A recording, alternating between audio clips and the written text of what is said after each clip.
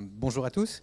Je me présente, Marc Fur, je travaille à l'IRSTEA dans l'unité de recherche écosystème montagnard et je suis donc référent scientifique pour ce projet WIGEF. Je vais laisser Fabien se présenter.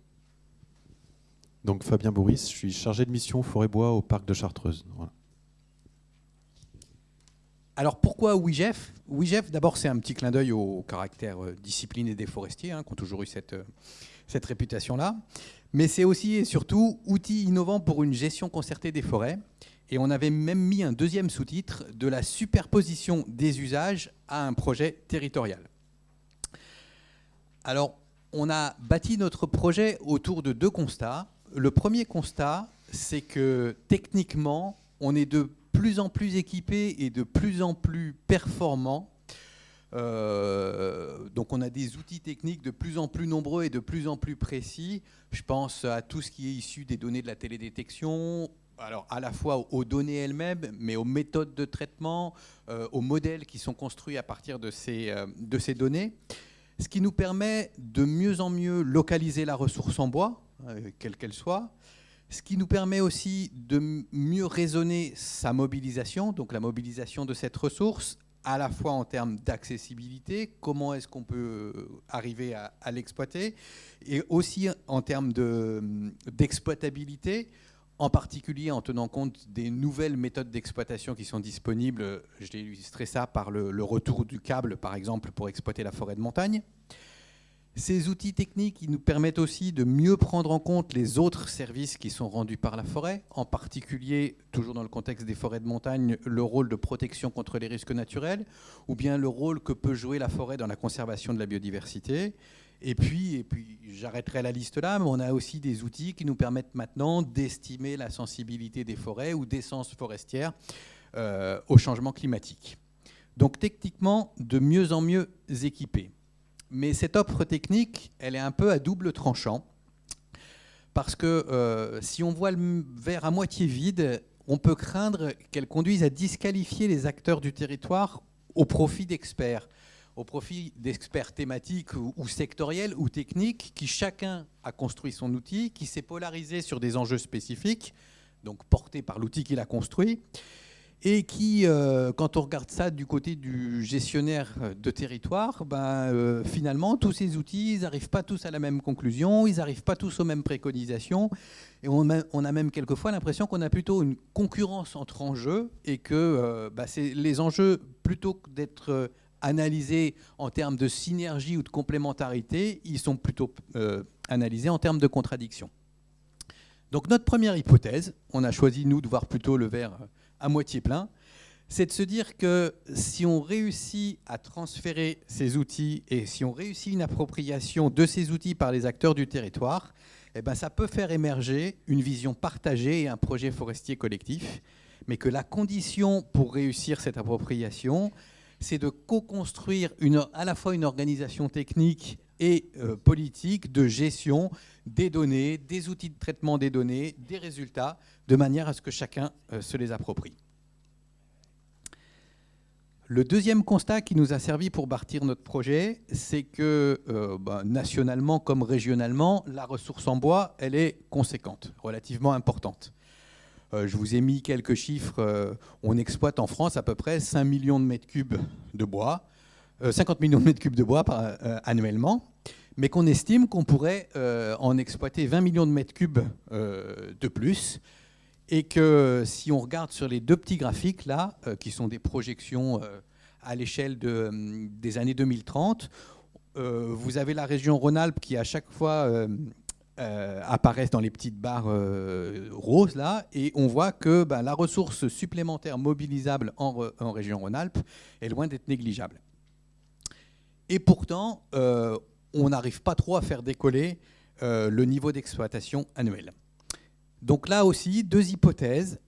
C'est que si on caractérise mieux, si on a une meilleure connaissance des facteurs qui motivent un propriétaire à exploiter sa forêt, et en particulier de la place des incitations locales dans ces motivations, et si on a aussi une meilleure organisation de la connaissance, une meilleure connaissance de l'organisation des chaînes d'approvisionnement et en particulier des circuits de proximité, on peut contribuer à renforcer la mobilisation.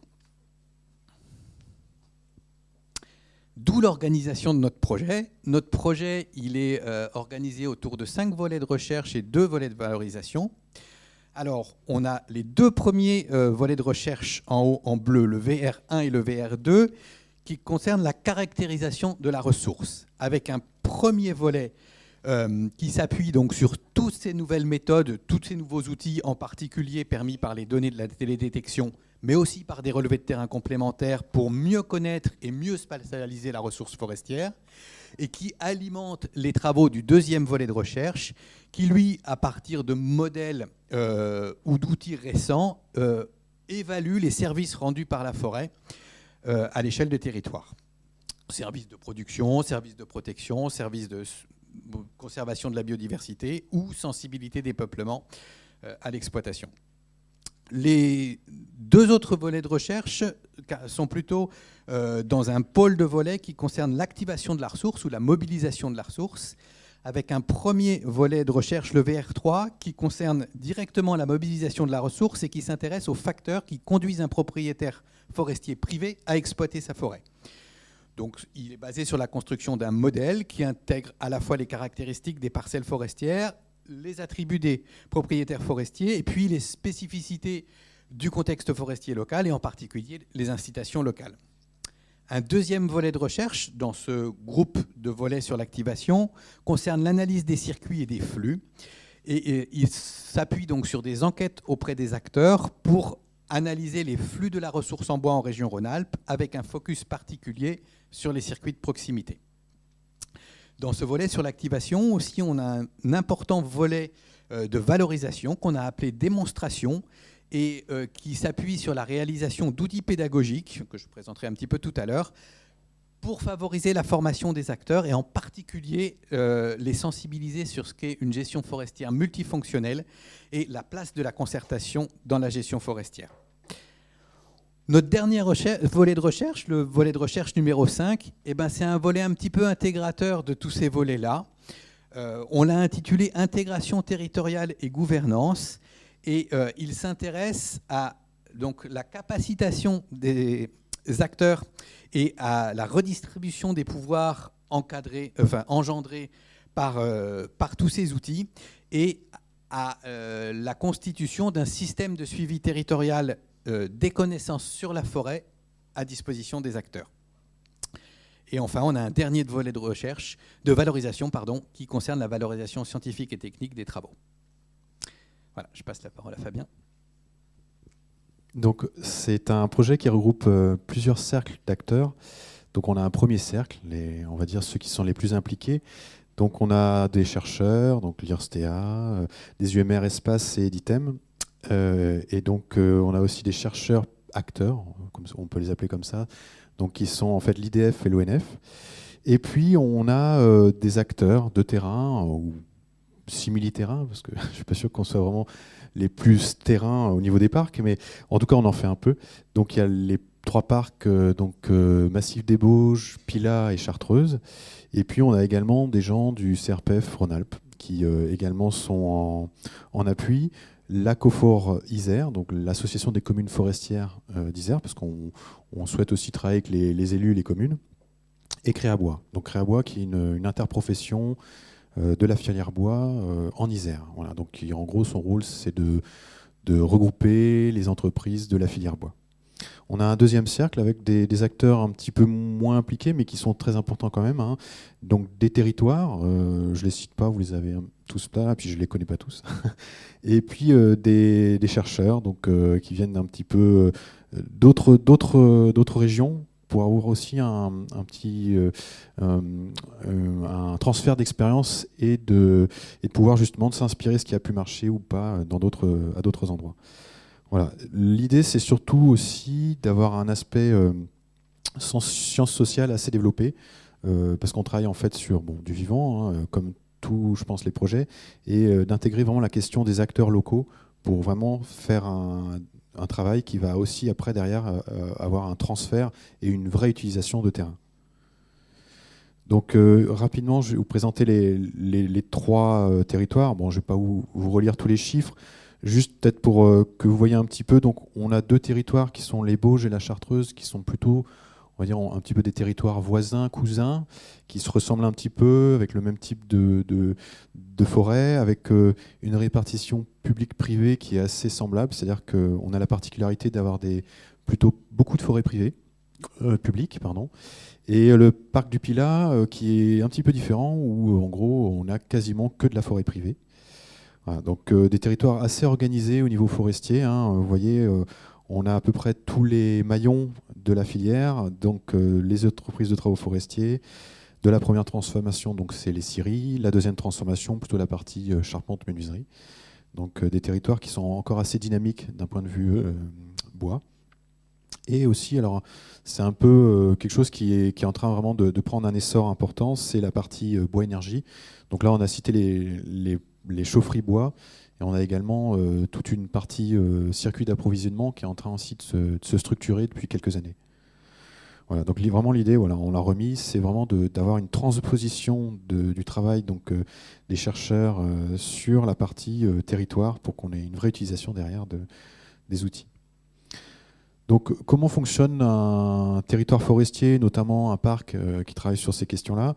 En gros, on fait souvent appel à ce qu'on appelle des chartes forestières. Donc c'est une sorte de programme, un plan d'action qui est établi sur plusieurs années, en général 5 ans, qui permet en fait d'avoir une vision de ce qu'on va programmer.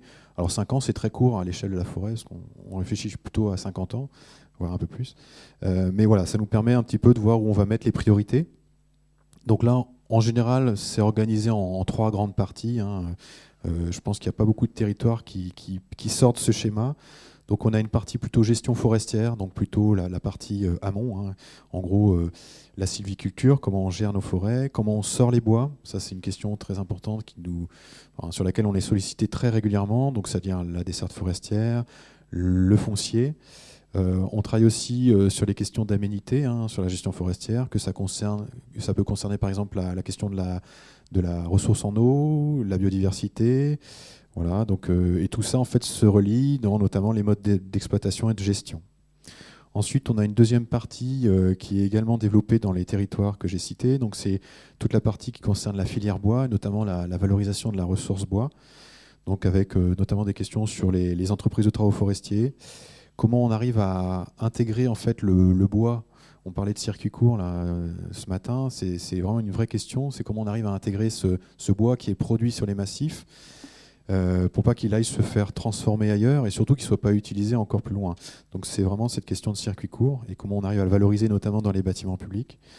Et puis sur la question du bois énergie, tout à l'heure je parlais de circuit d'approvisionnement, donc on travaille aussi sur la création de plateformes pour un petit peu améliorer la logistique là-dedans. Voilà. Et puis il y a un autre volet, alors il y a un petit peu moins d'exemples, mais c'est quand même un volet très important, qui est la partie sensibilisation et communication. On pourrait même aller un petit peu plus loin, hein, c'est vraiment de travailler sur les usages qu'il y a sur ces milieux, et donc d'essayer d'impliquer tout le monde. Et donc on a cité les élus, les professionnels, le grand public. Donc des catégories qui n'ont pas forcément les mêmes enjeux et les mêmes attentes au niveau du milieu forestier. Voilà. Donc parfois source de conflits d'usage. Je crois que j'ai à peu près tout dit. Je te repasse la parole. Donc moi, je vais terminer par quelques diapositives sur les livrables du projet. Les premiers livrables du projet seront des livrables thématiques, avec une importante partie de ces livrables thématiques qui seront en fait des cartes. Cartes qui illustreront les différents thèmes qu'on aura abordés. Alors, je vous ai mis par exemple une carte des volumes exploitables. Ça, c'est des cartes qu'on peut faire maintenant avec la technologie LIDAR, donc une technologie qui nous permet d'avoir une connaissance très très précise de la ressource et qui nous permet donc, à partir de sortes d'images aériennes, d'avoir même une localisation des arbres à exploiter. Une deuxième carte qui concerne les cartes d'accessibilité de la forêt et de conditions de débardage des bois, donc de la manière dont on va sortir les bois de la forêt, et qui tient compte de toutes les contraintes du milieu naturel, mais aussi de la desserte existante. On aura aussi des cartes des forêts à fonction de protection, sur lesquelles on aura un zonage qui sera réalisé donc pour chaque territoire, sur lesquelles les forêts seront classées selon leur fonction de protection. Et puis on pourra aussi produire des cartes de maturité forestière, la maturité étant un élément de structure des forêts qui est intéressant pour la conservation de la biodiversité. Donc des cartes thématiques. D'autres outils thématiques, j'ai pris donc sous forme d'outils diagnostiques, soit pour diagnostiquer la qualité des chantiers forestiers, soit pour diagnostiquer la maturité d'une forêt, soit pour diagnostiquer la vigilance climatique, donc ou la sensibilité d'une forêt au changement climatique. J'ai juste donné une illustration, comme illustration, un outil qu'on avait commencé à élaborer dans le cadre du PSDR précédent, mais en région Auvergne. Donc PSDR 3, dans un projet qui s'appelait Benefits, où on avait commencé à construire une grille d'évaluation multifonctionnelle de la qualité des chantiers forestiers. Donc avec tout un tas d'indicateurs qui portaient soit sur le volet environnemental, soit sur le volet social, soit sur le volet économique. Et on regardait comment un chantier forestier avait pu dégrader ou améliorer ces indicateurs. Donc cette grille, elle va être reprise, en particulier dans le cadre du volet de recherche numéro 2. Et donc complété dans le cadre de notre projet. D'autres livrables thématiques sous forme de rapports, classiquement, en particulier, il y a d'importants travaux, beaucoup d'enquêtes socio-économiques dans notre projet, donc des rapports d'enquête, et puis des articles et communications scientifiques. Et notre objectif à la fin du projet, c'est d'arriver à construire un système de suivi de la ressource forestière à l'échelle territoriale, qui soit donc alimenté par les données qui sont utiles aux acteurs et aux décideurs du territoire. On a aussi des livrables pédagogiques, l'un des plus représentatifs étant peut-être ce qu'on appelle un martéloscope. Alors pour ceux qui ne connaissent pas, qu'est-ce que c'est un martéloscope? C'est une parcelle de forêt dont les dimensions peuvent varier, mais où tous les arbres sont numérotés et cartographiés. Et puis, on fait passer certains experts qui vont nous évaluer la qualité des bois, et puis ils vont donner une note économique à notre martéloscope, à chaque arbre de notre martéloscope. On va plutôt faire passer des gens, des naturalistes, qui, eux, vont connaître l'importance de chaque arbre ou de groupe d'arbres pour la biodiversité, et qui vont nous donner une note écologique. Et puis après, on va demander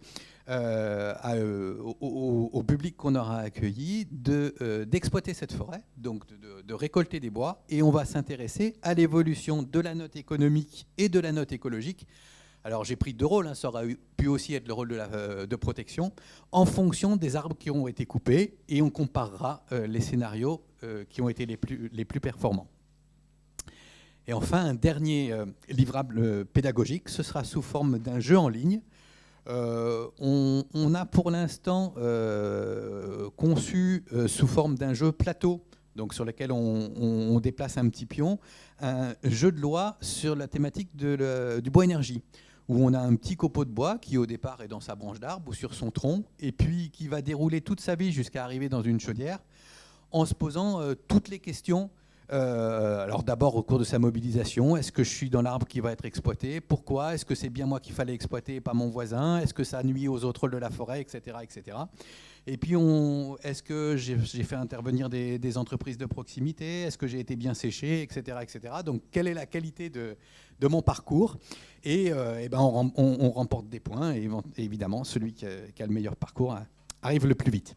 Alors ce jeu de loi sous forme plateau, on est en train de le transformer en un jeu en ligne qui posera à peu près les mêmes questions, mais ce sera différentes étapes. On aura chaque étape, et autour de chaque étape, on aura des illustrations, des questions à se poser qui sont un peu plus complètes que celles du jeu version plateau, et sur lequel on abordera l'ensemble des thèmes. Voilà, merci pour votre attention. Merci Marc.